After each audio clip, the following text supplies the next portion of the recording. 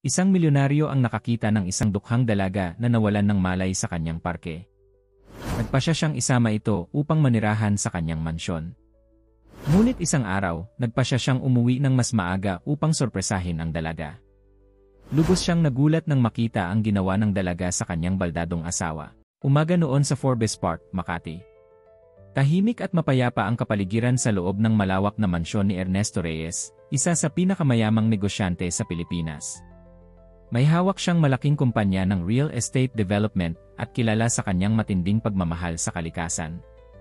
Kaya naman nang magpasya siyang magpatayo ng mansyon, tiniyak niyang napapaligiran ito ng malalawak na hardin at mga puno. Sa kabila ng kanyang tagumpay sa negosyo, may kakulangan pa rin sa buhay ni Ernesto. Ang kanyang asawa, si Maricel, ay nakaranas ng malubhang aksidente 3 taon na ang nakalipas na nagdulot ng limitasyon sa kanyang paggalaw. Madalas nang tahimik ang kanilang tahanan, at ang dating masayang pagmamahalan ay unti-unting napalitan ng katahimikan. Isang araw, habang naglalakad si Ernesto sa kanyang hardin bago pumasok sa opisina, may napansin siyang hindi pangkaraniwang anino sa ilalim ng malaking acacia tree. Lumapit siya at nakita ang isang batang babae, mga 11 taong gulang, na natutulog sa ilalim ng puno. "Hoy, bata," malumanay na tawag ni Ernesto, habang maingat na ginigising ang bata. "Anong ginagawa mo dito?" Nagulat ang batang babae at agad na tumayo, handa nang tumakbo. Ngunit nanghihina ang kanyang katawan at halos bumagsak siya. "Huwag kang matakot," agad na sabi ni Ernesto habang sinasalo ang bata. "Hindi kita sasaktan. Gusto ko lang malaman kung bakit ka nandito." Ang batang babae ay payat, madungis, at halatang ilang araw nang hindi nakakapaligo. Sa kabila nito, may kakaibang ningning sa kanyang mga mata na kumuha ng atensyon ni Ernesto. "Pipasensya na po," nanginginig na sagot ng bata. "Naghahanap lang po ako ng matutuluyan. Akala ko po walang tao dito kaya nakapasok ako. Hindi ko po intensyong manakot o mang-istorbo." "Anong pangalan mo?" tanong ni Ernesto. "Ligaya po." "Ligaya Santos," mahinang sagot ng bata. "Nasaan ang mga magulang mo, Ligaya?" Umiling ang bata. "Wala na po akong magulang. Nasa ampunan po ako dati, pero umalis ako dahil. Hindi na niya naituloy ang kanyang sasabihin. Nakita ni Ernesto ang sugat sa braso ng bata at ang pagod sa kanyang mga mata. Naramdaman niya ang pagkilos ng kanyang puso. Madalas siyang makatulong sa mga charity at foundation, ngunit iba ang pakiramdam ng may taong nangangailangan sa harap mismo ng kanyang pintuan. "Gutom ka ba? Halika, kumain ka muna sa loob," alok ni Ernesto. Nag-aalangan si Ligaya, ngunit ang gutom at pagod ay nagpahina sa kanyang pag-aalinlangan. Tumango siya at sumunod kay Ernesto patungo sa loob ng malaking mansyon. Ang mansyon ni Ernesto ay isang 2 palapag na modernong istruktura na may malawak na bintana na nagbibigay daan sa natural na liwanag. Ang mga pader ay puti at ang sahig ay gawa sa pinakamahusay na marble. Naroon ang mga mamahaling painting at antique furniture, patunay ng kayamanan at magandang panlasa ng may-ari. Nanlaki ang mga mata ni Ligaya nang makita ang loob ng bahay. Hindi pa siya nakapasok sa ganitong kalaking bahay, at halos hindi siya makahinga sa sobrang pagkamangha. "Upo ka muna dyan," sabi ni Ernesto, habang itinuturo ang isang malaking sofa sa sala. "Magpapadala ako ng pagkain para sayo." Tumango si Ligaya at maingat na umupo sa dulo ng sofa, takot na madumihan ito ng kanyang maruruming damit. Hindi nagtagal, may dumating na katulong na may dalang tray ng mainit na arroz caldo, pandesal, at isang basong gatas. "Kumain ka na," sabi ni Ernesto. "Pagkatapos, pag-usapan natin kung paano kita matutulungan." Habang kumakain si Ligaya, tinawagan ni Ernesto ang kanyang personal assistant na si Aling Luding. "Aling Luding, pakiayos naman po ang guest room sa ground floor. May bisita tayo." "Sino po, Sir Ernesto?" nagtatakang tanong ng matandang katulong. "Isang batang babae. Kailangan niya ng tulong at shelter habang hindi ko pa naiisip kung ano ang gagawin." May pagdududa sa boses ni Aling Luding. "Pero sir, paano si Ma'am Maricel? Alam niyo naman na hindi siya masyadong komportable sa mga estranghero sa bahay." Napabuntong hininga si Ernesto. "Ako na ang bahala sa asawa ko. Sa ngayon, tulungan natin muna itong bata." Matapos kumain, pinabanyo ni Ernesto si Ligaya at binigyan ng malinis na damit na binili ni Aling Luding mula sa kalapit na mall. Nang maligo at makapagbihis, tila iba na ang hitsura ni Ligaya. Ang kanyang kulot na buhok ay nagningning at ang kanyang malalambot na mata ay lalong naging malinaw. Salamat po, Sir Ernesto, sabi ni Ligaya. Hindi ko po alam kung paano ko kayo mababayaran. Huwag kang mag-alala tungkol dyan. Sa ngayon, kailangan mo ng pahinga. May inihanda kaming kwarto para sa'yo. Pero, hindi po ba ako abalahin dito? Hindi ko po gustong maging pabigat. Hindi ka magiging pabigat. Pansamantala lang ito, habang inaayos natin ang sitwasyon mo. Bago pa man maipakita ni Ernesto kay Ligaya ang kanyang kwarto, narinig nila ang tunog ng pinto sa itaas na bumukas. Isang eleganteng babae ang unti-unting bumaba sa hagdanan, umaasa sa tungkod sa kanyang kaliwang kamay. Ernesto! Sino yan? Tanong ng babae, na walang duda ay si Maricel, ang asawa ni Ernesto.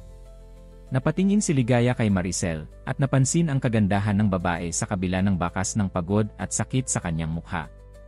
Napalunok si Ligaya, nararamdaman ang bigat ng tingin ng babae sa kanya. Maricel, mahal, sabi ni Ernesto habang lumalapit sa kanyang asawa para alalayan ito. Ito si Ligaya.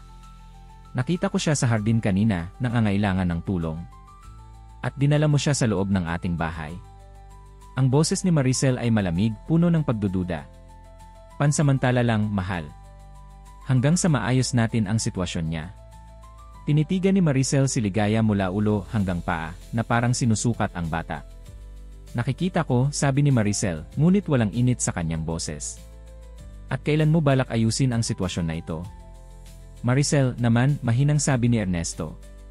Bata lang siya. Nangangailangan siya ng tulong. May mga institusyon para dyan, Ernesto. Hindi natin responsibilidad ang bawat batang naligaw sa ating hardin. Napayuko si Ligaya, nararamdaman ang tensyon sa pagitan ng mag-asawa. Gusto na niyang umalis, ngunit wala siyang mapupuntahan. Isang linggo, sabi ni Ernesto sa matatag na boses. Bigyan mo ako ng isang linggo para maayos ang lahat. Pagkatapos noon, kung gusto mo pa rin siyang umalis, susundin ko. Maricel ay tumitig kay Ernesto, pagkatapos ay kay Ligaya. May something sa mata ng bata na nagpahina sa kanyang pagtutol. Isang linggo, sabi niya bago tumalikod at bumalik sa itaas. Napabuntong hininga si Ernesto at mumiti kay Ligaya. Huwag kang mag-alala. Mabait ang asawa ko. Kailangan lang niya ng panahon para masanay. Tumango si Ligaya, ngunit hindi mapigilan ang pakiramdam ng pagkabalisa. Wala siyang ideya kung anong mangyayari sa kanya pagkatapos ng isang linggo. Subalit sa ngayon, may matutuluyan siya, may pagkain, at may taong nagtitiwala sa kanya. Para sa batang tulad ni Ligaya na nasanay sa hirap ng buhay sa lansangan, ito ay sapat na. Ang unang ilang araw ni Ligaya sa mansyon ni Ernesto ay puno ng pag-aalinlangan at pag-adjust. Kahit na mabait si Ernesto, ramdam niya ang malamig na pakikitungo ni Maricel. Madalas siyang nagtatago sa loob ng kanyang kwarto, lumalabas lang kapag kailangan kumain o kapag tinatawag siya ni Ernesto. Si Aling Luding, ang matandang katulong, ay mabait sa kanya, pero maingat pa rin dahil ayaw niyang mapagalitan ng kanyang amo. Isang umaga, habang nagbabasa si Ligaya ng libro sa hardin, narinig niya ang tunog ng nabasag na salamin. Tumakbo siya sa direksyon ng ingay at nakita si Maricel, nakaupo sa sahig ng terrace, napapaligiran ng mga piraso ng nabasag na vase. Mabilis siyang lumapit. Ma'am Maricel, ayos lang po ba kayo? Tanong ni Ligaya habang binubuhat si Maricel pabalik sa kanyang wheelchair. Naman, malamig na sagot ni Maricel. Abutin mo na lang yung basahan sa kabinet para malinis ko ito. Ako na po ang maglilinis, alok ni Ligaya. Baka po masaktan kayo sa mga bubog. Maricel ay parang magpoprotesta, ngunit hinayaan na lamang niya si Ligaya. Mabilis na kumilos si Ligaya, kinuha ang walis at dustan mula sa kusina, at nagsimulang maglinis. Napaka-alisto mo, komento ni Maricel habang pinapanood si Ligaya. Nasanay ka na ba sa ganitong gawain? Opo, sagot ni Ligaya habang nagwawalis. Sa ampunan po, kaming mga bata ang naglilinis. Tapos po nung nasa lansangan ako, natuto akong maging mabilis sa lahat ng bagay. Napatingin si Maricel sa bata, at sa unang pagkakataon, may nakita siyang kakaiba sa mata ng batang ito. May determinasyon, may lakas ng loob na hindi karaniwan sa isang batang katulad niya. Ilang taon ka na ba? Tanong ni Maricel. 11 po, sagot ni Ligaya. Siguro po. Hindi po ako sigurado sa eksaktong petsa ng kapanganakan ko. Bakit mo iniwan ang ampunan? Direktang tanong ni Maricel na ngayon ay mas interesado na. Natigilan si Ligaya.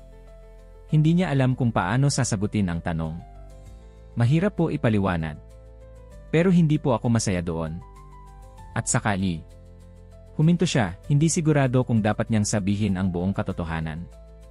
At saka ano?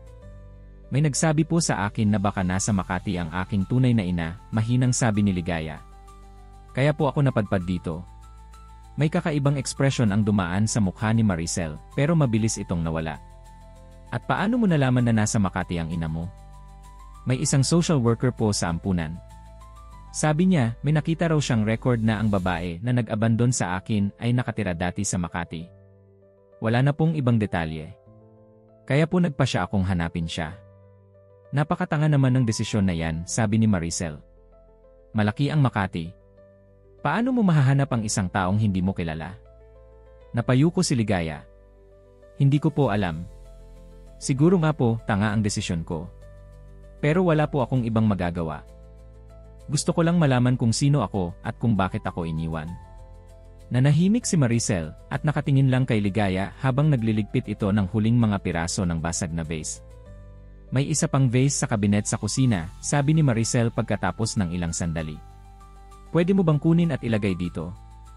Tumango si Ligaya at mabilis na pumunta sa kusina. Nang bumalik siya, dahan-dahan niyang nilagay ang bagong vase sa mesa at nagtanong, gusto niyo po ba ng bulaklak dito? Pwede po akong kumuha sa hardin. Tumango si Maricel at pinanood si Ligaya habang pumunta ito sa hardin para kumuha ng ilang bulaklak. Sa mga sumunod na araw, unti-unti nang nabago ang routine sa mansyon. Si Ligaya ay nagsimulang tumulong kay Maricel sa malilit na gawain.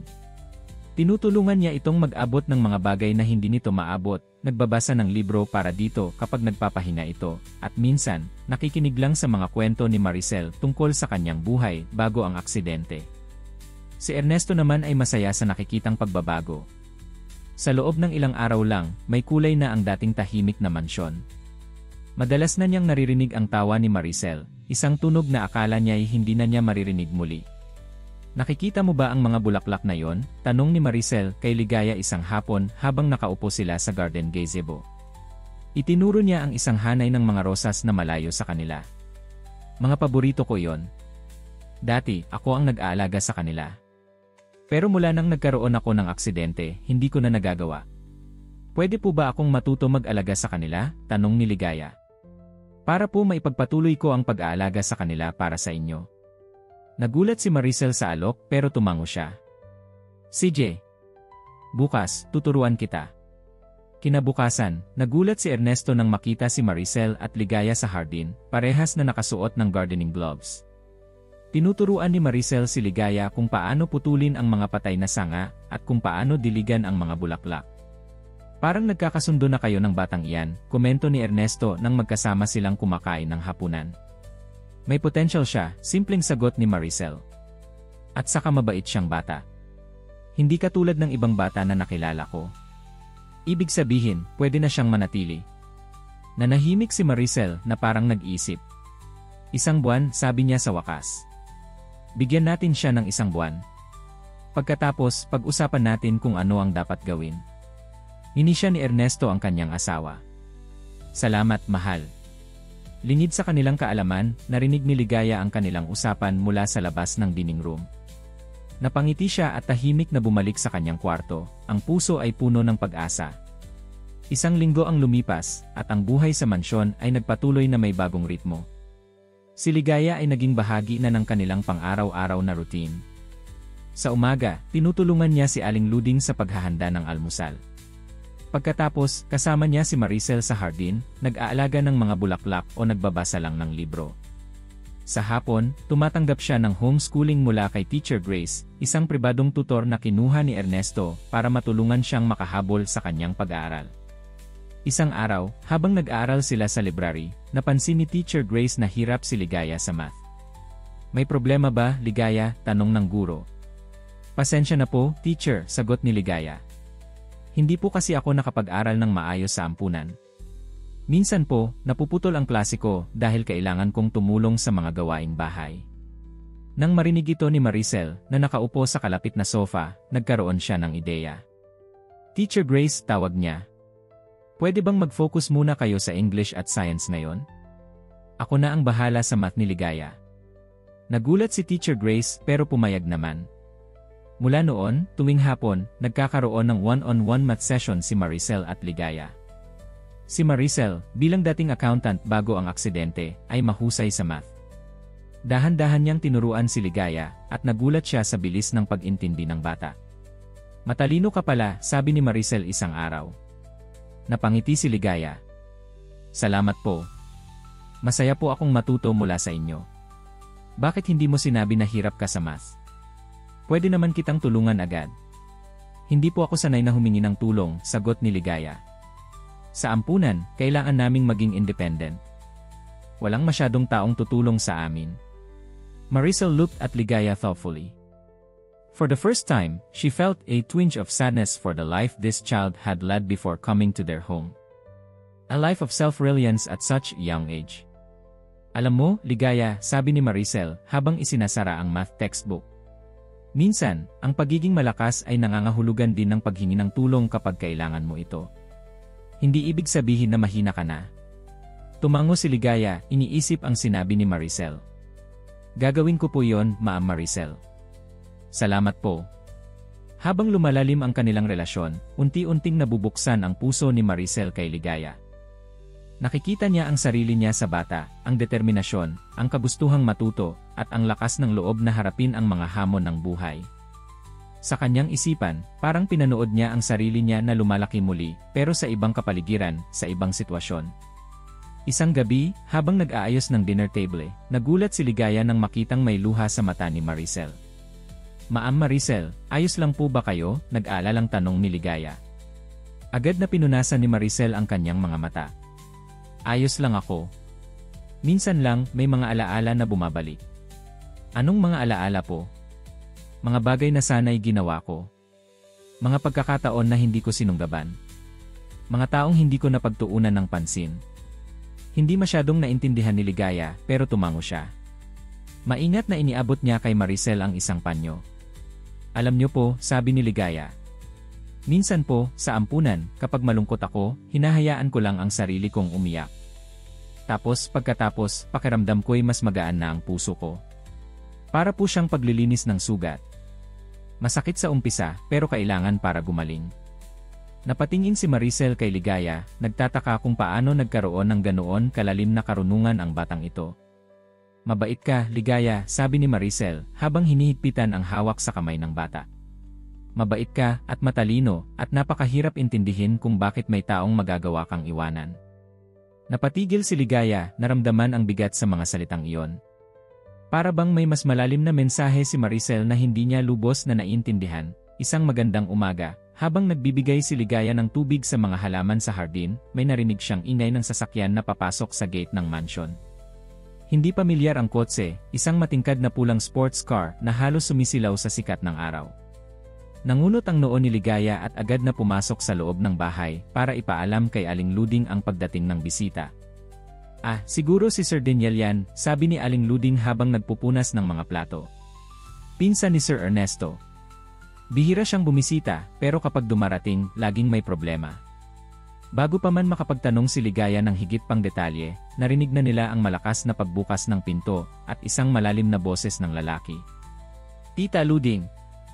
Nasaan ang pinsan ko? Sigaw ng lalaki mula sa foyer. Agad na lumabas si Aling Luding mula sa kusina, pinupunasan pa ang mga kamay sa kanyang apron. Sir Daniel, magandang umaga po. Nasa opisina pa po si Sir Ernesto. Babalik po siya mamaya ng hapon. At si Maricel? Nasaan siya? Nasa kanyang kwarto po. Nagpapahinga. Sige, akyat ako, sabi ni Daniel na hindi man lang nagpaalam. Ngunit bago siya makarating sa hagdan, napansin niya si Ligaya na tahimik na nakatayo sa gilid. At sino naman ito, tanong niya, ang mga matay na nunuri mula ulo hanggang paa ni Ligaya. Si Ligaya po, sagot ni Aling Luding. Pansamantalang naninirahan dito. Pansamantala? Kumunot ang noo ni Daniel. Ano siya, anak ng katulong? Bakit hindi siya nakauniforme? Hindi po, sagot ni Ligaya na hindi nagustuhan ang tono ng lalaki. Tinulungan po ako ni Sir Ernesto at Ma'am Maricel. Napataas ang kilay ni Daniel. Isa ka pang charity case ni Ernesto. Kakaiba talaga ang pinsan ko. Imbes na mag-focus sa kanyang asawa, naghahanap pa ng ibang distraction. Sir, huwag po kayong magsalita ng ganyan, sabi ni Aling Luding na halata ang pag-aalala. Bata pa po si Ligaya. Bata man o hindi, hindi dapat siya nakatira dito, sabi ni Daniel bago tumalikod at umakyat sa hagdan. Naiwan si Ligaya na nakatayo sa foyer, ang puso ay mabilis na tumitibok. May kakaiba siyang pakiramdam tungkol sa lalaking ito, isang intuition na hindi siya dapat magtiwala. Nang bumalik si Ernesto kinagabihan, agad niyang naramdaman ang tensyon sa loob ng bahay. Si Maricel ay tahimik sa kanilang hapunan at si Ligaya ay halos hindi kumakain. May nangyari ba habang wala ako? Tanong ni Ernesto. Si Daniel, simpleng sagot ni Maricel. Bumisita siya kanina. Napabuntong hininga si Ernesto. Anong gusto niya ngayon? Ang usual. Pera para sa bagong negosyo niya. Pero this time, may ibang reklamo siya. Ano naman? Tumingin si Maricel kay Ligaya na nakayuko pa rin sa kanyang pagkain. Ayaw daw niya sa presence ni Ligaya dito sa bahay. Sabi niya, nakakasira daw ito sa reputasyon ng pamilya. Napataas ang tingin ni Ligaya, nagulat sa narinig. Ano naman ang pakialam ni Daniel? Tanong ni Ernesto, halatang naiinis. Hindi naman siya nakatira dito. Pinsan mo siya, Ernesto. At bahagi ng pamilyang Reyes. Natural lang na concerned siya sa reputasyon ng pamilya. At ano naman ang masama sa pagtulong sa isang batang nangangailangan? Kung may masisira sa reputasyon natin, iyon ay ang hindi pagtulong kapag kaya natin. Tumahimik si Maricel na parang nag-isip. May punto ka. Pero alam mo naman si Daniel. Hindi siya titigil hanggat hindi niya nakukuha ang gusto niya. At ano ang gusto niya? Gusto niyang umalis si Ligaya. O kaya ay babantaan niyang ikukwento sa mga business partners mo na may bata kang tinatago sa bahay na maaaring magdulot ng mga eskandaloso at malisyosong chismis. Nanlaki ang mga mata ni Ligaya. Sir Ernesto, Ma'am Maricel, ayaw ko pong maging dahilan ng problema. Pwede po akong umalis kung... Hindi, mabilis na sagot ni Ernesto. Hindi ka aalis dahil lang sa mga banta ni Daniel. Wala siyang karapatan na diktahan kung sino ang pwedeng manirahan sa bahay ko. Pero sir, Ligaya, malumanay na sabi ni Maricel. Huwag kang mag-alala. Hindi ka namin palalayasin dahil lang sa mga sinasabi ni Daniel. Kami ni Ernesto ang magdedesisyon dito, hindi siya. Napangiti si Ligaya, ngunit hindi pa rin nawala ang pagkabahala sa kanyang dibdib. Kinabukasan, habang nag-aaral si Ligaya sa library, narinig niya ang tinig ni Daniel at Maricel na nag-uusap sa salas. Dahan-dahan siyang lumapit sa pintuan para makinig. Hindi mo ba naiisip, Maricel, na baka may ibang motibo si Ernesto sa pagdadala ng batang iyan dito? Tanong ni Daniel. Anong ibig mong sabihin? Ilang taon na kayong walang anak. Baka naisip ni Ernesto na mag-adopt na lang ng bata para mapunan ang pagkukulang mo bilang asawa. Daniel. Ang boses ni Maricel ay puno ng galit. Huwag mong ipilit ang sarili mong mga insecurity sa amin ni Ernesto. Mahal ko ang asawa ko at alam kong mahal niya ako, anak man o wala. Talaga ba? Bakit hindi ka matanong kung bakit napaka-interesado ni Ernesto sa batang yan? Hindi ba napakagandang coincidence na may nahanap siyang batang babae sa hardin na halos kaedad ng magiging anak niyo kung nagkaanak kayo? Nanahimik si Maricel at naramdaman ni Ligaya ang bigat ng tensyon sa kabila ng pintuan. Alis na, Daniel, sabi ni Maricel pagkatapos ng ilang segundo. Ayaw kitang marinig na nagsasalita ng ganyan tungkol sa asawa ko. Fine. Pero isipin mo ang sinabi ko. May dahilan kung bakit interesado si Ernesto sa batang iyan. At hindi ako magugulat kung iyon ay may kinalaman sa pagkukulang mo bilang asawa. Narinig ni Ligaya ang mga yapak na papalayo, at pagkatapos ay ang mahina, ngunit malinaw na hikbi ni Maricel. Gusto niyang pumasok at aliwin ang babae, ngunit alam niyang hindi ito ang tamang oras. Tahimik siyang bumalik sa library, ang puso'y mabigat sa narinig na usapan. Nang gabing iyon, napansin ni Ligaya na may kakaiba sa kilos ni Maricel. May distansya sa kanyang mga mata, at halos hindi siya makatingin kay Ligaya. Maging si Ernesto ay napansin ang pagbabago. May problema ba, mahal? Tanong niya habang kumakain sila ng hapunan. Wala, sagot ni Maricel. Pagod lang siguro ako. Ngunit alam ni Ligaya na hindi ito ang tunay na dahilan. Nakaapekto kay Maricel ang mga sinabi ni Daniel, at ngayon ay may agam-agam na siya tungkol sa presence ni Ligaya sa kanilang buhay. Ilang araw ang lumipas, at patuloy ang pagiging distant ni Maricel. Hindi na sila nagkakaroon ng math sessions, at tila iniiwasan na rin niya si Ligaya sa hardin. Minsan, nakita ni Ligaya si Maricel na nakatingin sa kanya mula sa bintana, ang ekspresyon ay hindi mabasa. Isang araw, habang tumutulong si Ligaya kay Aling Luding sa paglilinis ng silid ni Maricel, napansin niya ang isang jewelry box na nakalagay sa dresser. Napakaganda nito, gawa sa ivory at may mga detalyeng ginto. Ang ganda naman po nito, sabi ni Ligaya. Sagot ni Aling Luding. Regalo iyan ni Sir Ernesto noong kasal nila. Laging time treasure ni Ma'am Maricel yan. Lalo na ang diamond necklace na nasa loob. Iyon ang unang regalo sa kanya ni Sir Ernesto. Nang mag-isa na si Ligaya sa kwarto, hindi niya napigilan ang pagkatukso na buksan ang jewelry box. Dahan-dahan niyang binuksan ito at nakita ang iba't ibang alahas. May mga singsing, hikaw at sa gitna, ang diamond necklace na sinabi ni Aling Luding. Maingat niyang hinawakan ito na mangha sa ningning ng mga bato sa ilalim ng liwanag. Sa ganitong eksaktong sandali, bumukas ang pintuan at pumasok si Maricel. Napatigil siya nang makita si Ligaya na may hawak na necklace. Anong ginagawa mo? Tanong ni Maricel, ang boses ay mababa pero puno ng galit. Ma'am, pasensya na po, simula ni Ligaya pero agad siyang pinutol ni Maricel. Ninanakaw mo ang aking mga alahas. Ang boses ni Maricel ay tumaas, puno ng akusasyon. Hindi po, ma'am. Tinitignan ko lang po. Sinabi ni Aling Luding kung gaano kaganda ang necklace na ito at gusto ko lang po makita. Ilagay mo iyan at lumabas ka sa kwarto ko, sigaw ni Maricel.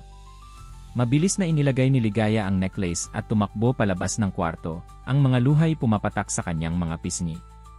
Nang gabing iyon, hindi lumabas si Ligaya para sa hapunan. Nanatili siya sa kanyang kwarto, umiiyak at iniisip kung paano siya humingi ng tawad kay Maricel. Maya-maya, may kumatok sa kanyang pintuan. Inaasahan niyang si Aling Luding ito, pero nagulat siya nang makita si Ernesto. Ligaya, anong nangyari? Bakit hindi ka sumali sa hapunan? Sa pagitan ng mga hikbi, ikinuwento ni Ligaya ang nangyari. Ang pagbukas niya ng jewelry box, ang pagdating ni Maricel, at ang akusasyon nito. Pero hindi ko po ninakaw ang necklace, Sir Ernesto. Tinitignan ko lang po talaga. Naniniwala ako sa iyo, sabi ni Ernesto. Pero kailangan mong maintindihan si Maricel. Masyado siyang protektado sa mga bagay na mahalaga sa kanya. Alam ko po. Nagkamali po ako. Sana po mapatawad niya ako. Bigyan mo siya ng oras.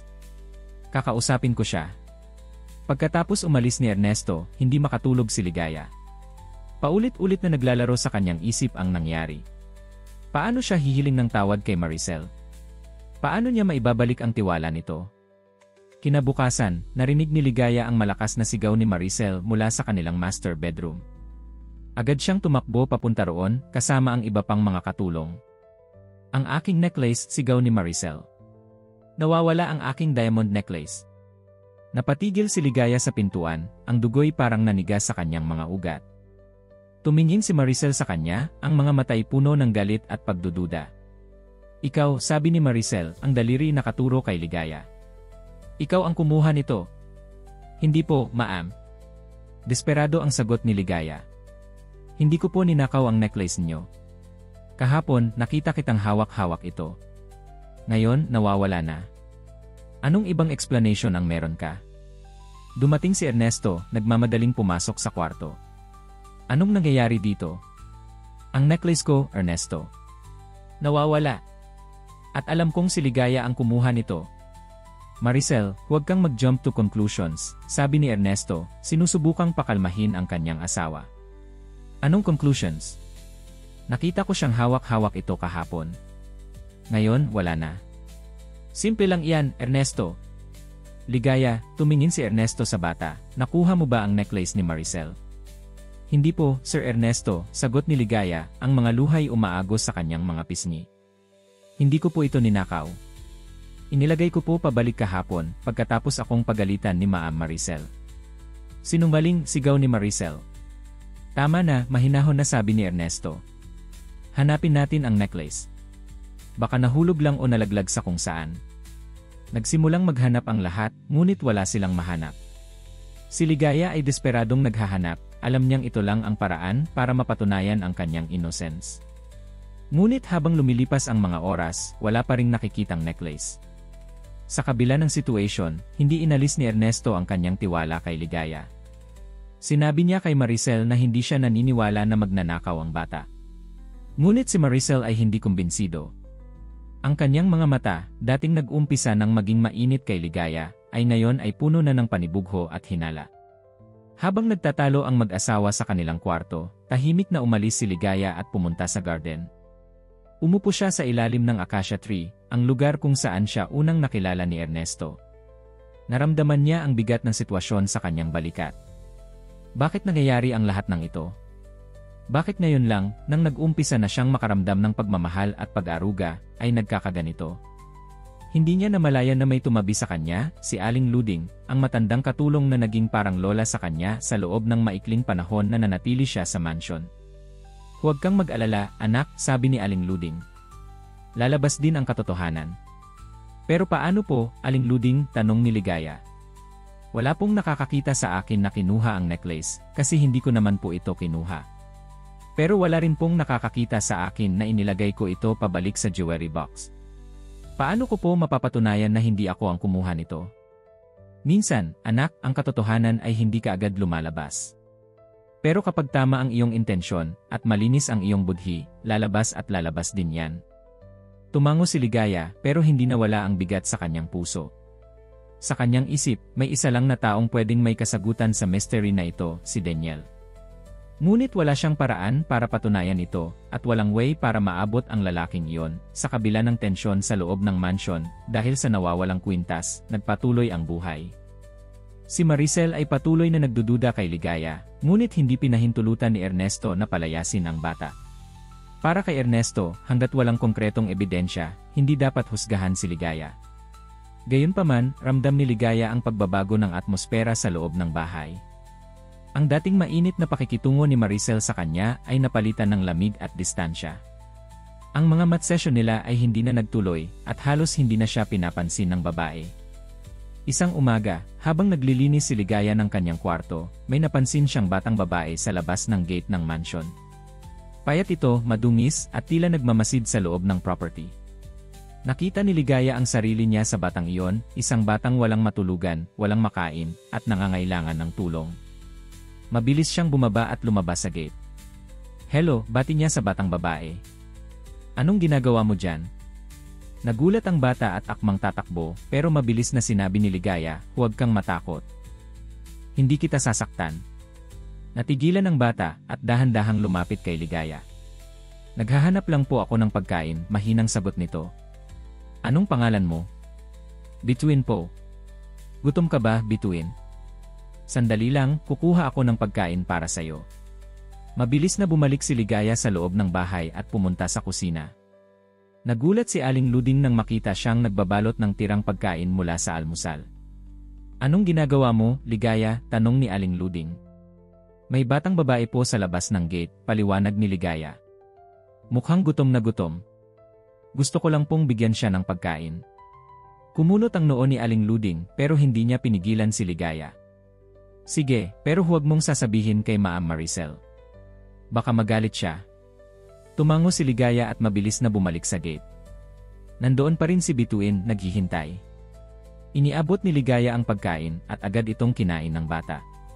Salamat po, sabi ni Bituin pagkatapos kumain. Matagal na po akong hindi nakakakain ng masarap na pagkain tulad nito. Saan ka nakatira, Bituin? Tanong ni Ligaya. Sa may squatters area po, doon sa likod ng mall. Kasama ko po ang mga kaibigan ko. Mga kaibigan? May iba pa bang bata doon? Tumango si Bituin. Marami po kaming mga batang walang magulang. Nagtutulungan po kami para mabuhay. Nanlambot ang puso ni Ligaya. Alam niya kung gaano kahirap ang buhay sa lansangan, lalo na para sa mga batang tulad nila ni Bituin. Inaalala niya ang mga araw na siya mismo ay naghahanap ng pagkain sa mga basurahan, nakikitulog sa mga estranghero, at palaging natatakot na baka mapahamak. Pwede bang makilala ko ang mga kaibigan mo? Tanong ni Ligaya. Medyo nag-alangan si Bituin, pero tumango rin sa huli. Sige po. Pero bukas na lang po. Mamaya ay pupunta sila sa palengke para tumulong sa mga manininda. Doon po kami kumukuha ng pera. Sige, bukas na lang. Dadalhan kita ng mas maraming pagkain para sa inyo. Pagkatapos umalis ni Bituin, pumasok si Ligaya sa bahay na may bagong determinasyon.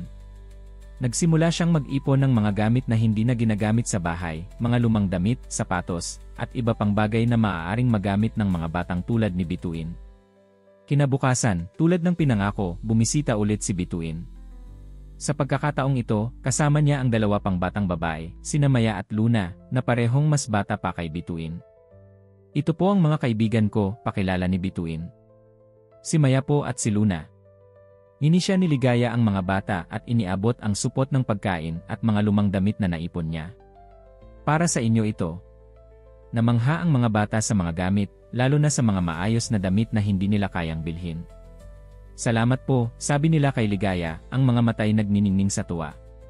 Saan pa kayo nakatira bukod sa inyo? Tanong ni Ligaya. May iba pa po kaming kaibigan, sagot ni Bituin. Pero nasa orphanage po sila. Yung Batang Kalinga Orphanage sa may barangay San Jose. Orphanage? Bakit hindi kayo doon nakatira? Ayaw po namin doon, sagot ni Maya. Masyadong maraming rules. At saka hindi rin naman kami pinakikinggan ng mga adult doon. Natahimik si Ligaya, iniisip ang kanyang sariling karanasan sa ampunan. Naiintindihan niya kung bakit ayaw ng mga bata doon. Minsan, ang mga institusyong dapat sana ay nagbibigay ng proteksyon at pag-aruga ay nagiging lugar ng neglect at kawalan ng pagmamahal. Pwede ko bang bisitahin ang orphanage na yon? Tanong ni Ligaya. Opo, madali lang pong puntahan, sagot ni Luna. Malapit lang po dito. Nang gabing iyon, habang kumakain sila ng hapunan, nagpasya si Ligaya na ipaalam kay Ernesto ang tungkol sa mga batang nakilala niya. Sir Ernesto, simula niya. May nakilala po akong mga bata sa labas ng gate kahapon. Napatigil si Ernesto sa pagkain. Mga bata. Anong ginagawa nila doon? Naghahanap po ng pagkain. Homeless po sila at nakatira sa squatters area malapit dito. Kumunot ang noo ni Ernesto. Binigyan mo ba sila ng pagkain? Opo, sagot ni Ligaya, medyo nag-aalala na baka magalit si Ernesto. Pasensya na po kung... Mabuti yan, sabi ni Ernesto na ikinagulat ni Ligaya. Tama lang na tulungan natin ang mga nangangailangan kapag kaya natin. Hindi mo dapat binibigyan ng pagkain ang mga batang iyon, sabi ni Maricel na bigla na lang nagsalita. Baka magsimulang pagkakitaan tayo ng mga batang iyan. O kaya naman ay mapasama ka sa kanila. Maricel naman, sabi ni Ernesto. Mga bata lang sila na nangangailangan ng tulong. At paano mo malalaman na hindi sila sinugo ng mga masasamang tao? Paano mo malalaman na hindi sila nagsisinungaling? Ma'am Maricel, sabi ni Ligaya. Kilala ko po ang mga batang tulad nila kasi ganoon din po ako dati. Hindi po sila nagsisinungaling. Gutom lang po talaga sila at walang matuluyan. Natahimik si Maricel, napaisip sa sinabi ni Ligaya. Fine, sabi niya sa wakas. Pero huwag mo silang papasukin sa loob ng property. Delikado iyon. Opo, sagot ni Ligaya. Pero Sir Ernesto, gusto ko rin pong puntahan ang orphanage na tinutukoy nila. Yung Batang Kalinga Orphanage po. May mga kaibigan daw po sila doon na nangangailangan din ng tulong. Napangiti si Ernesto. CJ, pwede kitang samahan kung gusto mo. Sakto, may free time ako sa weekend. Nagliwanag ang mukha ni Ligaya. Talaga po. Salamat po, Sir Ernesto. Nakaramdam ng pagkaselo si Maricel sa eksena sa harap niya. Nakita niya kung paano nagliwanag ang mukha ni Ligaya nang magpakita ng suporta ang kanyang asawa. At nakita rin niya kung paano nagniningning ang mga mata ni Ernesto habang nakikipag-usap sa bata. May kung anong koneksyon sa pagitan nila na hindi niya maipaliwanag. Sa weekend, tulad ng napagkasunduan, nagtungo sina Ernesto at Ligaya sa Batang Kalinga Orphanage. Isang maliit na gusali ito na medyo luma na pero malinis naman. May mga halos 20 bata na nakatira doon, ayon sa head caretaker na si Ilram Mendoza. Salamat sa pagbisita ninyo, Lynn Reyes, sabi ni Ilram Mendoza. Hindi karaniwan na may mayayamang tao na bumibisita sa aming munting orphanage. Gusto lang naming malaman kung paano kami makakatulong, sagot ni Ernesto. Si Ligaya ang may ideya na puntahan kayo. Ah, ganoon ba? Tumingin si Ira Mendoza kay Ligaya na may pagtataka. At bakit naman? May nakilala po akong mga bata sa labas ng aming gate, paliwanag ni Ligaya. Sabi nila, may mga kaibigan daw po sila dito na nangangailangan ng tulong. Ah, baka sinabituin, Maya, at Luna ang tinutukoy mo, sabi ni Elres Mendoza. Dating residents namin sila, pero palagi silang tumatakbo. Mahirap kontrolin ang mga batang iyon. Habang nagkukwentuhan sila, napansin ni Ligaya ang isang batang babae na nakaupo mag-isa sa isang sulok, nagbabasa ng libro. May kakaiba sa bata, tahimik ito, halos hindi gumagalaw, at tila nasa sariling mundo. Sino po yon? Tanong ni Ligaya kay Emra Mendoza. Ah, si Rosario, sagot ng caretaker. Isa sa mga batang nahihirapan mag-adjust dito. Hindi siya masyadong nakikipag-usap sa ibang bata. Lagi lang siyang nagbabasa. Habang si Ernesto ay nakikipag-usap kay Emra Mendoza tungkol sa mga pangangailangan ng orphanage, lumapit si Ligaya kay Rosario. Hello, malumanay na bati niya. Ako si Ligaya. Anong binabasa mo? Hindi sumagot ang bata at patuloy lang na nagbasa. Ah, Alice in Wonderland, sabi ni Ligaya na napansin ang pamagat ng libro. Maganda yan. Nabasa ko rin yan dati sa library ng aming eskwelahan. Tumingala si Rosario, nagulat na may nakakaintindi sa kanya. Gusto mo rin ang libro na ito? Ngumiti si Ligaya. Favorite ko ang part kung saan nakikipag-usap si Alice sa Cheshire Cat. Ako rin. Sabay biglang nabuhay ang mukha ni Rosario. Lalo na yung sinabi niya na we're all mad here. Tumawa si Ligaya. Nga. Parang sinasabi niya na okay lang na maging kakaiba kasi lahat naman tayo ay kakaiba sa sarili nating paraan. Napangiti si Rosario at sa unang pagkakataon, nakita ni Ligaya ang tunay na kagandahan ng batang ito. Nagsimulang mag-usap sila tungkol sa iba pang libro, at nalaman ni Ligaya na mahilig si Rosario sa mga kwento tungkol sa adventure at fantasy. Nang oras na para umalis, nahirapan si Ligaya na iwan si Rosario. May koneksyon siyang naramdaman sa bata, isang pagkakapatid na hindi niya maipaliwanag. Babalik ako, pangako niya kay Rosario. At magdadala ako ng mas maraming libro para sa iyo. Tumango si Rosario, ang mga matay puno ng pag-asa. Sa biyahe pa uwi, tahimik si Ligaya, iniisip ang mga batang nakita niya, ang mga batang tulad niya na walang pamilya, walang permanenteng tahanan, at umaasa sa kabutihan ng mga estranghero para mabuhay. May iniisip ka ba, Ligaya? Tanong ni Ernesto habang nagmamaneho. Sir, naisip ko lang po ang swerte ko na nakilala kita at si Ma'am Maricel. Kung hindi, baka isa rin ako sa mga batang iyon ngayon. Napatingin si Ernesto kay Ligaya, nakakaunawa sa kanyang nararamdaman. Alam mo, Ligaya, minsan ang buhay ay nagbibigay ng mga pagsubok sa atin. Pero minsan din, nagbibigay ito ng mga pagkakataon. Ang mahalaga ay kung paano natin gagamitin ang mga pagkakataong iyon para gawing mas maganda hindi lang ang ating buhay, kundi pati na rin ang buhay ng iba. Gusto ko pong tulungan sila, Sir Ernesto. Lalo na si Rosario. Alam ko. At tutulong ako sa iyo. May mga koneksyon ako sa YesGay at iba pang ahensya. Makikipag-coordinate tayo para mapabuti ang kalagayan ng orphanage at ng mga batang kalat sa lansangan.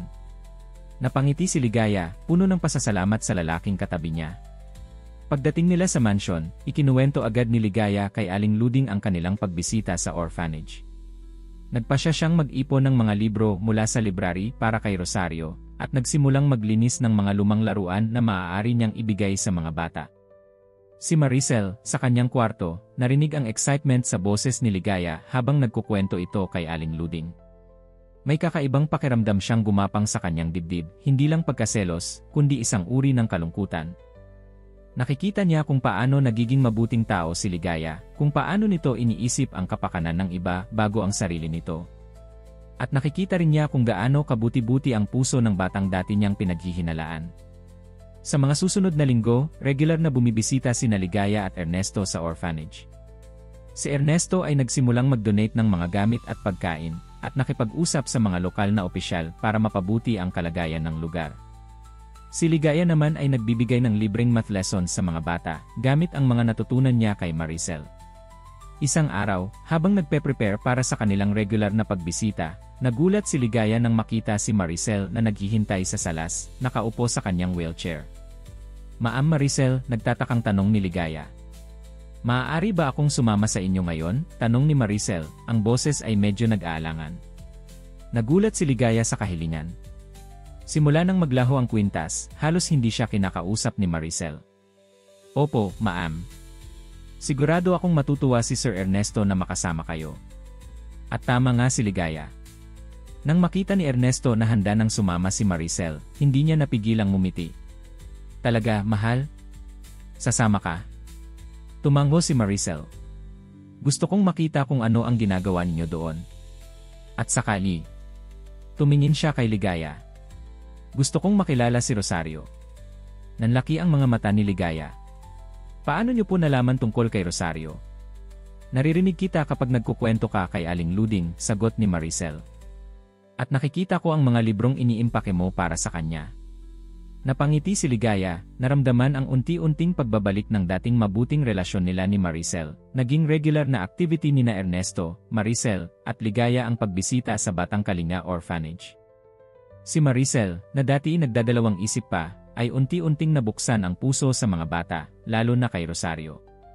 May nakita siya sa batang iyon na nagpaalala sa kanyang sarili noong bata pa siya, tahimik, matalino, at may pagkahilig sa mga libro.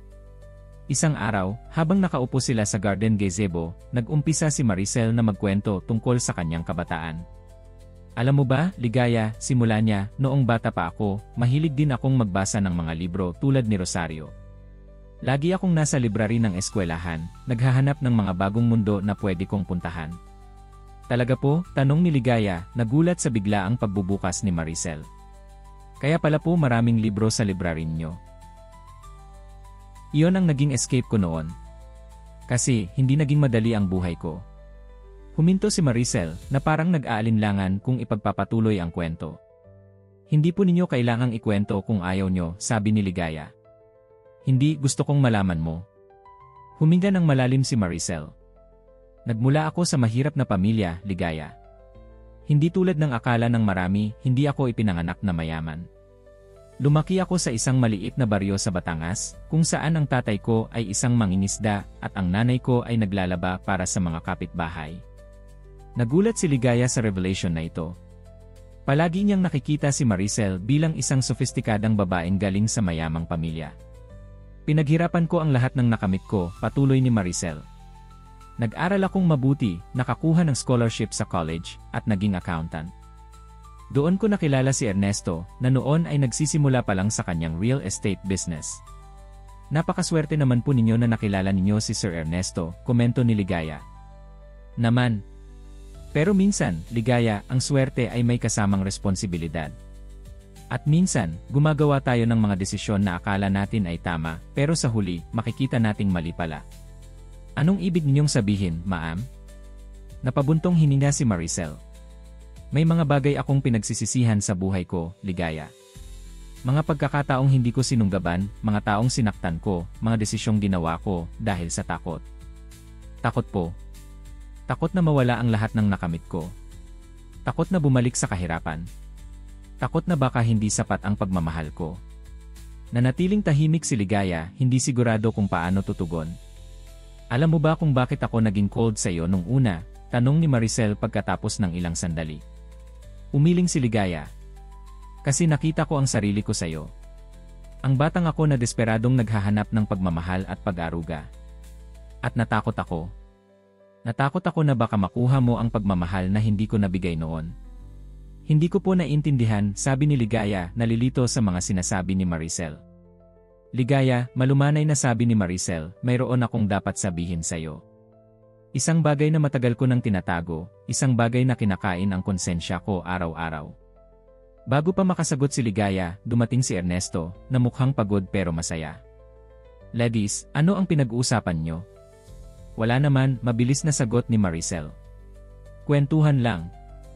Well, may magandang balita ako, sabi ni Ernesto. Nakausap ko na ang yagay. Pumayag silang mag-conduct ng regular inspection sa Batang Kalinga at magbigay ng additional funding. Ang galing naman, Sir Ernesto, excited na sabi ni Ligaya. Napakalaking tulong niyan sa mga bata, lalo na kay Rosario. Speaking of Rosario, sabi ni Ernesto, naisip ko na baka gusto mong maging tutor niya, Ligaya. Sabi ni Enra Mendoza, hindi siya masyadong nakakasabay sa regular classes nila dahil mas advanced ang reading level niya. Talaga po. Gusto ko po iyon, masayang sabi ni Ligaya. Pwede po bang magsimula kami next week? Of course, sagot ni Ernesto. Naka-arrange na with Enra Mendoza.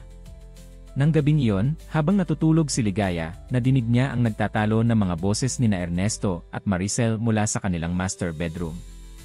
Hindi niya intensyong makinig pero ang mga boses nila ay medyo malakas at ang pinto ni Ligaya ay malapit sa kanila. Kailangan na niyang malaman, Ernesto, narinig niyang sinabi ni Maricel.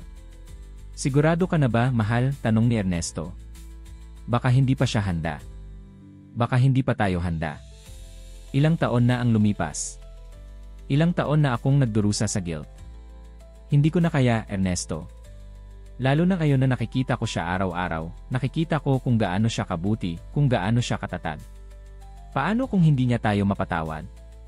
Paano kung magalit siya? Kailangan kong tanggapin ang anumang reaksyon niya.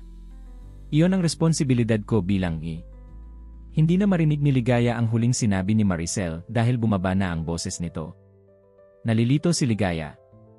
Ano ang kailangang malaman niya? Bakit nagdurusa si Maricel sa guilt? At ano ang responsibilidad nito? Kinabukasan, habang tumutulong si Ligaya kay Aling Luding sa paglilinis ng master bedroom nina Ernesto at Maricel, napansin niya ang isang leather-bound album na nakalagay sa bedside table. Hindi niya ito nakita dati at mukhang bago lang ito dinala sa kwarto. Ano po ito, Aling Luding? Tanong niya, itinuro ang album. Luma na iyang album na iyan, sagot ng matandang katulong. Mga lumang litrato ni Ma'am Maricel bago siya naging asawa ni Sir Ernesto. Kahapon lang niya ito kinuha mula sa bodega. Nang mag-isa na si Ligaya sa kwarto, hindi niya napigilan ang pagkatukso na buksan ang album. Alam niyang hindi tama, lalo na pagkatapos ng insidente sa kwintas, pero may kung anong puwersa na nagtutulak sa kanya na tingnan ang mga litrato. Ang mga unang pahina ay puno ng mga lumang litrato ni Maricel noong bata pa ito. Tama nga ang sinabi nito, simple lang ang kanyang kabataan, malayo sa luho na mayroon ito ngayon. May mga litrato ng maliit na bahay na yari sa pawid, ng mga taong naglalabas sa ilog, at ng batang Maricel na nakasuot ng simpleng uniforme habang tumatanggap ng medal sa eskwelahan. Habang patuloy na binabasa ni Ligaya ang album, nakita niya ang progreso ng buhay ni Maricel, ang kanyang graduation sa college, ang unang trabaho niya bilang accountant, at sa wakas, ang kanyang unang pagkikita kay Ernesto sa isang charity event pero ang huling bahagi ng album ang nagbigay ng pinakamalaking gulat kay Ligaya. Naroon ang isang litrato ni Maricel, mukhang buntis, nakasuot ng loose na dress habang nakaupo sa isang garden bench. Ang petsa sa litrato ay halos 12 taon na ang nakalipas. Hindi ko alam na nagkaanak sina Sir Ernesto at Ma'am Maricel, bulong ni Ligaya sa sarili. Pero wala namang bata sa mansion, at wala ring binabanggit na anak sina Ernesto at Maricel sa kahit anong usapan nila. Sa susunod na pahina, nakita ni Ligaya ang isang litrato ng isang sanggol na nakabalot sa pink na kumot. May nakasulat sa ilalim ng litrato, Maria Alegria Reyes, born June 12. Maria Alegria. Ligaya. Biglang nanlamig ang mga kamay ni Ligaya at mabilis na tumibok ang kanyang puso. Hindi siya makahinga at parang umiikot ang buong kwarto. Impossible. Hindi maaari. Ligaya. Isang boses mula sa pintuan ang nagpatigil sa kanya. Si Maricel, nakaupo sa kanyang wheelchair, nakatingin sa kanya na may malungkot na ngiti. Ma'am, gulat na sabi ni Ligaya, mabilis na isinara ang album. Pasensya na po, hindi ko po sinasadyang. Okay lang iyan, sabi ni Maricel, pumasok sa kwarto at isinara ang pinto. Sa totoo lang, inilagay ko iyan dyan para makita mo. Po. Upo ka, Ligaya. May kailangan akong sabihin sa'yo. Dahan-dahang umupo si Ligaya sa kama, hawak pa rin ang album. Nakita mo na ba ang huling mga litrato? Tanong ni Maricel. Tumango si Ligaya, hindi pa rin makapaniwala sa kanyang nadiskubre. Sino po si Maria Alegria? Tanong niya, kahit na alam na niya ang sagot. Huminga ng malalim si Maricel at tumingin sa mata ni Ligaya.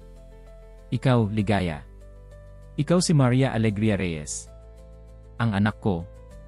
Ang anak naming ni Ernesto. Parang tumigil ang mundo ni Ligaya sa mga salitang iyon. Hindi siya makagalaw, hindi makasalita. Ang lahat ng iniisip niya, lahat ng alam niya tungkol sa kanyang sarili, ay biglang nabago sa isang iglap. Pero paano, tanong niya, ang boses ay halos pabulong na lamang. Nabuntis ako noon, bago kami nagpakasal ni Ernesto, simula ni Maricel. Takot na takot ako noon. Kararating ko lang sa mundo ng mayayaman, sa mundo ni Ernesto. Hindi pa handa ang pamilya niya na tanggapin ako, at lalong hindi sila handang tanggapin ang isang bata sa labas ng kasal. Huminto si Maricel, ang mga matay na mamasa na. Pinili kong itago ang pagbubuntis ko. Lumayo ako, nagtago sa isang maliit na bayan, at doon kita ipinanganak. Pero pagkatapos mong ipanganak nagpasya akong ibigay ka sa isang orphanage. Tumulo ang luha ni Maricel. Pinangakuan ko ang sarili ko na babalikan kita, na kapag naayos na ang lahat, kukunin kita at palalakihin kita bilang anak ko. Pero lumipas ang mga taon, naaksidente ako, at natakot akong harapin ang nakaraan. Tahimik na umiyak si Ligaya, hindi alam kung paano tutugon, kung paano ipapaliwanag ang mga emosyon na naradarama niya, galit, sakit, pagkalito, at sa kabila ng lahat, isang maliit na parte ng katuwaan at kaginhawaan na sa wakas. Nalaman na niya ang totoo. Bakit hindi niyo sinabi sa akin agad? Tanong niya sa wakas. Natakot ako, simpleng sagot ni Maricel. Natakot akong baka hindi mo ako mapatawad. Natakot ako na baka hindi mo maintindihan ang dahilan kung bakit kita iniwan. At si Sir Ernesto, alam ba niya? Simula nung una kitang nakita sa hardin, alam na niya kung sino ka. Nakilala ka niya, Ligaya. May mga bagay sa iyo, ang iyong ngiti, ang paraan ng iyong pagtawa, nakahawig ko noong kabataan ko.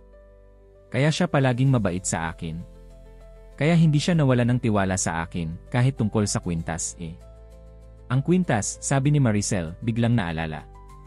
Tungkol doon, may kailangan din akong aminin, Ligaya. Nagulat si Ligaya sa biglaang pagbabago ng paksa. Ano po yon? Hindi nawala ang kwintas. Itinago ko ito. Gumawa ako ng kwento na nawala ito dahil natakot ako sa bilis ng ating paglapit sa isa't isa. Natakot ako na baka kapag nalaman mo ang totoo, baka magalit ka at iwanan mo ako. Kaya sinubukan kong lumayo, sinubukan kong itulak ka palayo. Natahimik si Ligaya, sinisikap na intindihin ang lahat ng naririnig. Sinubukan inyong ako ang magmukhang magnanakaw. Pasensya na, anak, sabi ni Maricel, ang unang beses na tinawag niya si Ligaya na anak. Hindi iyon ang intensyon ko. Pero na-realize ko na mali ang ginawa ko.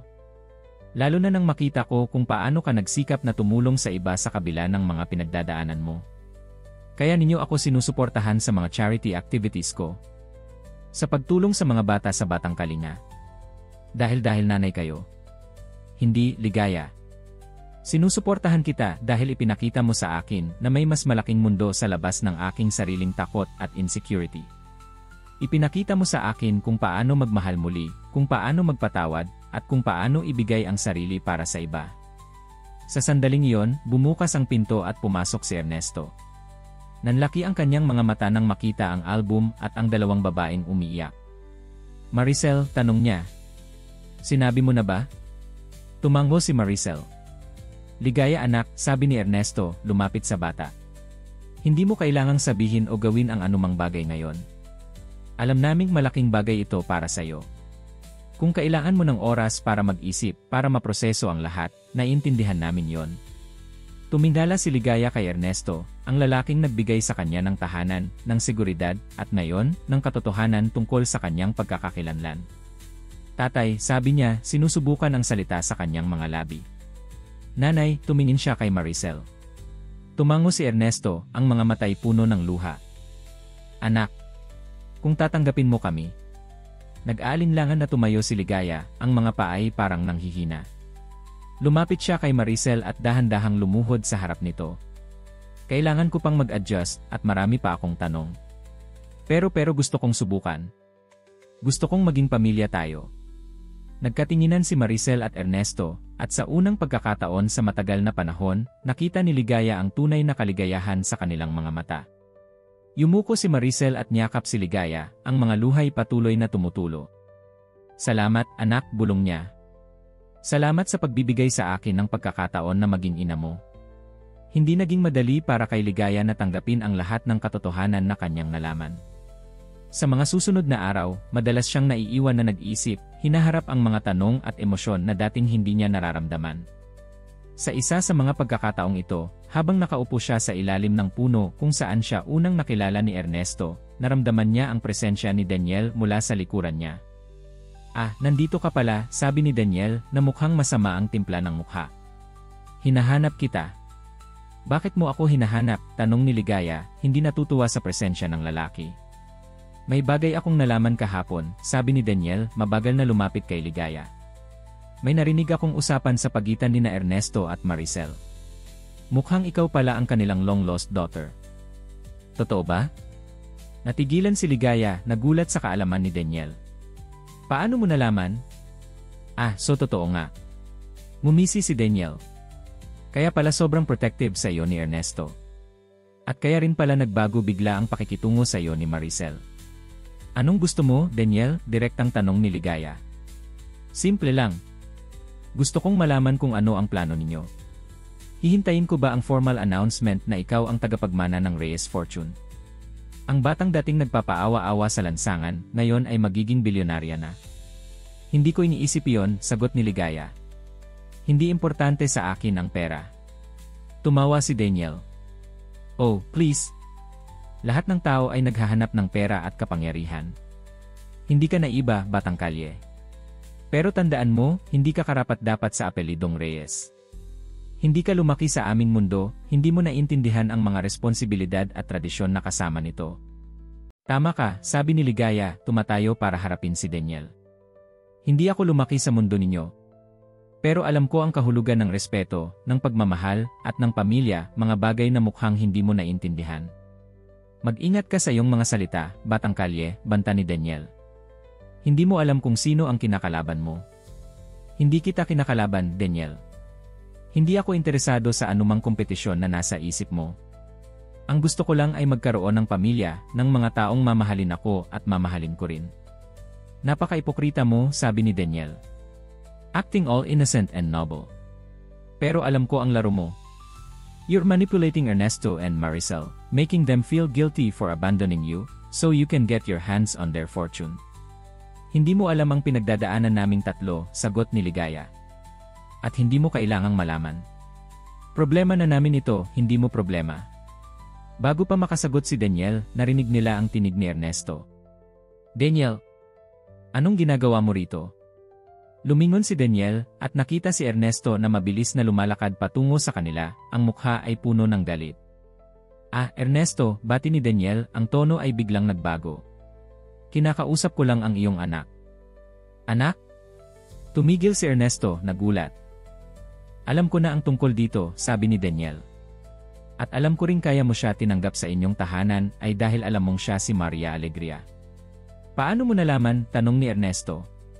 "May mga mata at tenga ako sa mansion mo, pinsan.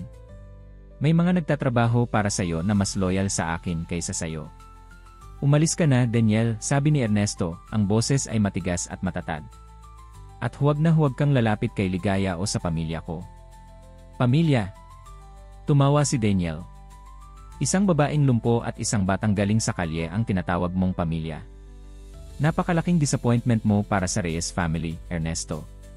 Pinagbigyan ka lang namin dahil ikaw ang may pinakamalaking negosyo, pero hindi ibig sabihin noon ay kinikilala namin ang mga pagpapasya mo."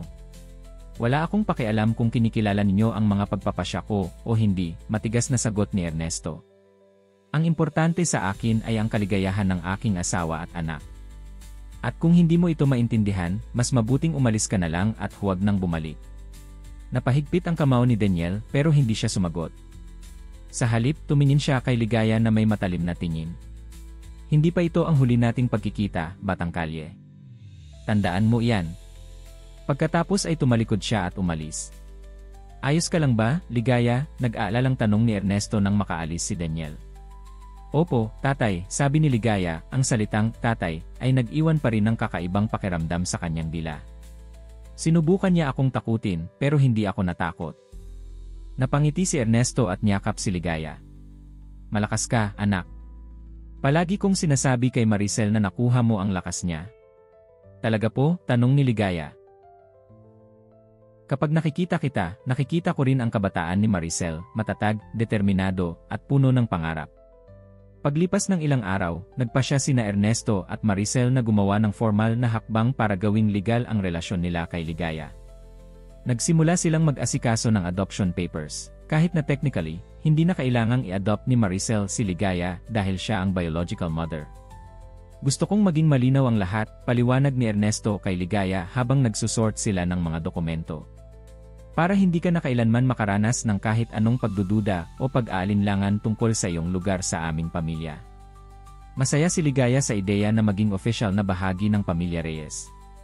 Pero mas masaya siya sa simpleng katotohanang may mga magulang na siyang nagmamahal sa kanya, na may tahanan na siyang maituturing na kanya. Isang araw, habang busy si Ernesto sa pagharap sa legal matters ng adoption, niyaya ni Maricel si Ligaya sa isang drive papunta sa San Juan, kung saan siya ipinanganak. Gusto kong ipakita sa iyo ang lugar kung saan ka unang dumating sa mundo, sabi ni Maricel. At gusto ko ring magkwento pa tungkol sa nakaraan. Gusto ko rin po yon, sagot ni Ligaya. Sa biyahe, nagkwento si Maricel tungkol sa mga araw na nagdaan, kung paano siya nakilala ni Ernesto sa isang charity event, kung paano siya nahulog sa lalaking mula sa ibang mundo, at kung paano naging komplikado ang sitwasyon nang malaman niyang buntis siya. Hindi ko sinabi kay Ernesto na buntis ako, pag-amin ni Maricel. Takot na takot ako noon. Takot ako na baka iwan niya ako, o kaya naman ay pakasalan lang niya ako dahil sa obligasyon. Paano niya nalaman? Tanong ni Ligaya. Pagkatapos kong manganak, bumalik ako sa Maynila. Pero hindi ko kayang itago ang katotohanan. Kinausap ko si Ernesto at sinabi ko sa kanya ang tungkol sa iyo. Anong sinabi niya? Galit siya, syempre. Hindi dahil sa pagbubuntis, kundi dahil hindi ko sinabi sa kanya agad. Dahil hindi ko siya pinagkatiwalaan. Tapos po, gusto niyang hanapin ka agad. Gusto niyang kunin ka sa orphanage at palakihin ka bilang anak namin. Pero natakot ako. Takot ako sa sasabihin ng pamilya niya, takot ako sa sasabihin ng lipunan. Kaya hiniling ko kay Ernesto na maghintay muna. Maghintay hanggang sa maging stable ang relasyon namin, hanggang sa matanggap na ako ng pamilya niya. At pumayag siya. Pero hindi siya masaya. Halos 1 taon kaming hindi nag-usap pagkatapos noon. Pero sa huli, bumalik din siya. At pinangakuan niya akong hahanapin ka namin kapag handa na ako. Pero hindi niyo ako hinanap. Tumango si Maricel, ang mga matay puno ng lungkot. Yan ang pinakamalaking pagkakamali ko, anak. Hinayaan kong lumipas ang mga taon. Nagpakasal kami ni Ernesto, naging successful ang negosyo niya, at unti-unti, natakot na akong harapin ang nakaraan. Lalo na nang mangyari ang aksidente ko. Anong nangyari po? Car accident. Halos 3 taon na ang nakalipas. Kasama ko si Ernesto sa sasakyan, pero mas malala ang nangyari sa akin. Nagtamo ako ng pinsala sa spinal cord, kaya hindi na ako makalakad ng maayos. Kaya po kayo nasa wheelchair. Pagkatapos ng aksidente, nagsimula akong ma-depress. Nawala ang confidence ko sa sarili, nawala ang pakiramdam ko na ako si Maricel, ang malakas, independent na babae na nakagawa ng pangalan sa kabila ng kahirapan. Sa halip, naging bitter ako, galit sa mundo, galit sa sarili ko. Tapos po, bigla na lang akong dumating. Napangiti si Maricel. Imagine in way shock nang makita kita sa aming hardin. Akala ko, multo ka, o kaya naman ay panaginip. Pero hindi. Totoo ka. Bumalik ka sa amin kahit hindi ka namin hinanap. Destiny po siguro, sabi ni Ligaya, na ngayon ay unti-unti nang naintindihan ang buong kwento. Siguro nga. O kaya naman, paraan ng universe para paalalahanan tayo na minsan, ang mga bagay na iniwanan natin ay babalik pa rin sa atin sa tamang oras. Pagdating nila sa San Juan, dinala ni Maricel si Ligaya sa isang maliit na hospital kung saan siya ipinanganak. Pagkatapos, dinala niya ito sa orphanage kung saan niya iniwan si Ligaya. Ito ang St. Mary's Orphanage, sabi ni Maricel nang nasa harap na sila ng isang lumang gusali. Dito kita iniwan noong sanggol ka pa lang. Pero iba po ang orphanage na lumaki ako, sabi ni Ligaya, nalilito. Nalaman ko na lumipat ka. Noong bumalik kami ni Ernesto para hanapin ka, mga 3 taon pagkatapos kitang iwan, sinabi sa amin na nilipat ka sa ibang orphanage dahil overcrowded na dito. Sinubukan naming hanapin ka pero wala ng record kung saan ka dinala. Kaya akala ko po, hindi na niyo ako hinanap. Hindi, anak. Hinanap ka namin.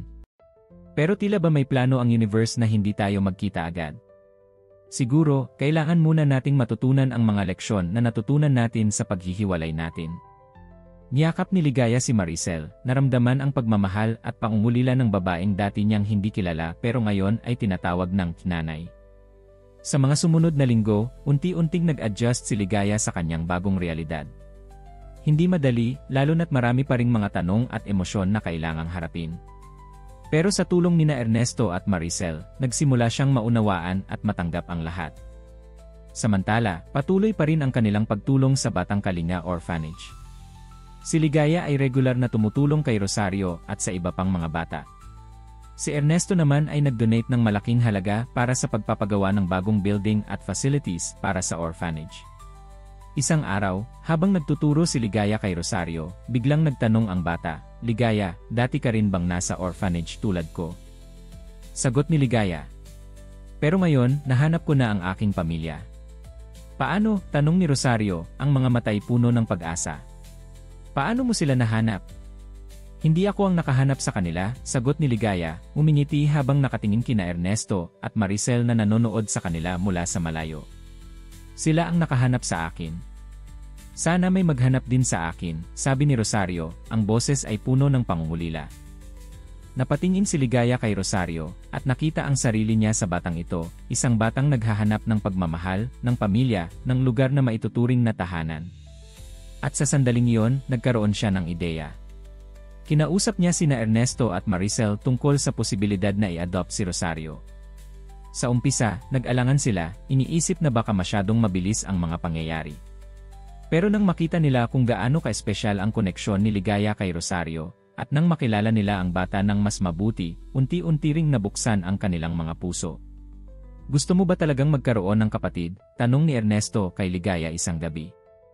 "Opo, tatay," masayang sagot ni Ligaya. "Lalo na kung si Rosario yon.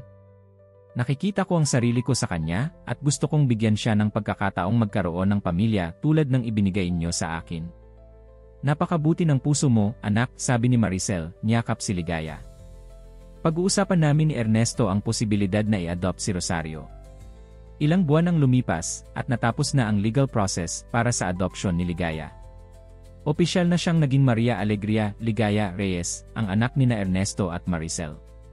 At hindi nagtagal, sinimulan din nila ang process para i-adopt si Rosario. Sa araw ng kanyang official adoption, nag-organisa sina Ernesto at Maricel ng isang simpleng selebrasyon. Imbitado ang mga malalapit na kaibigan at piling kamag-anak. Kahit si Daniel ay inimbitahan, bagamat hindi ito dumating. "Alam mo, anak," sabi ni Ernesto kay Ligaya habang magkasama silang nanonood ng paglubob ng araw mula sa Garden Gazebo, "minsan, ang mga pinakamahalagang bagay sa buhay ay hindi yaong pinlano natin, kundi yaong dumating na hindi natin inaasahan." "Tulad ko po?" tanong ni Ligaya nakangiti. "Tulad mo," sagot ni Ernesto. "Hindi ko inaasahan na magkakaroon ako ng anak na katulad mo, matalino, mabait, at may puso para sa iba. Pero ngayon, hindi ko ma-imagine ang buhay namin ni Maricel na wala ka. At hindi rin po ako makapaniwala na natagpuan ko kayo," sabi ni Ligaya. "Noon, akala ko destined akong maging ulila habang buhay. Pero ngayon, mayroon na akong pamilya. Mayroon na akong tahanan." At hindi lang iyon, sabi ni Maricel, na lumapit sa kanila gamit ang kanyang wheelchair. "Magkakaroon ka rin ng kapatid." Pumayag na ang Batang Kalinga na i-release si Rosario sa atin. Nagliwanag ang mukha ni Ligaya sa balitang iyon. "Talaga po? Kailan siya lilipat dito?" "Sa susunod na linggo," sagot ni Ernesto. "Kaya kailangan nating ihanda ang kwarto sa tabi ng kwarto mo." "Salamat po, nanay, tatay," sabi ni Ligaya, niyakap ang kanyang mga magulang. "Hindi nyo alam kung gaano ko ito ka-appreciate." "Ikaw ang dapat naming pasalamatan, Ligaya," sabi ni Maricel. "Ikaw ang nagdala ng liwanag sa aming buhay. Ikaw ang nagpaalala sa amin ng tunay na kahulugan ng pamilya." Sa mga sumunod na taon, lumaki sina Ligaya at Rosario bilang magkapatid, suportado at minamahal nina Ernesto at Maricel. Ang mansyon na dating tahimik at malungkot ay napuno ng tawa at kagalakan. Si Maricel, sa tulong ng therapy at sa suporta ng kanyang pamilya, ay unti-unting nakabawi at nakapaglakad muli gamit ang walker. Si Ernesto naman ay naging mas balanced sa kanyang trabaho at pamilya, ginugol ang mas maraming oras sa kanyang mga anak. Si Ligaya ay naging outstanding student at eventually, nag-aral ng social work sa kolehiyo, determinadong tulungan ang mga batang tulad niya noon. Si Rosario naman ay sumunod sa mga yapak ni Maricel at naging interesado sa accounting at business. Minsan, habang nagsiselebrate sila ng ika-negatibo 18 kaarawan ni Ligaya, tinanong siya ni Ernesto, "Anak, masaya ka ba sa buhay mo ngayon?" Tumingin si Ligaya sa paligid, nakita niya ang kanyang nanay Maricel na ngayon ay nakakalakad na ng may konting tulong ng tungkod, ang kanyang kapatid na si Rosario na ngayon ay isang matalinong teenager, at ang kanyang tatay Ernesto na palaging sumusuporta sa kanya. Nakita rin niya ang mga bata mula sa Batang Kalinga na regular nilang binibisita at tinutulungan. "Tatay," masayang sagot niya. "Sobrang saya ko. Hindi ko maipaliwanag kung gaano ako nagpapasalamat na natagpuan niyo ako." "Hindi, anak," sabi ni Ernesto. "Ikaw ang nakatagpo sa amin. Ikaw ang nagdala sa amin pabalik sa isa't isa." Hinawakan ni Ligaya ang kamay ng kanyang ama, at sa sandaling iyon, alam niyang ang buhay niya, na dating puno ng kalungkutan at kawalan, ay ngayon ay puno ng pagmamahal, pag-asa, at hindi matatawarang kaligayahan.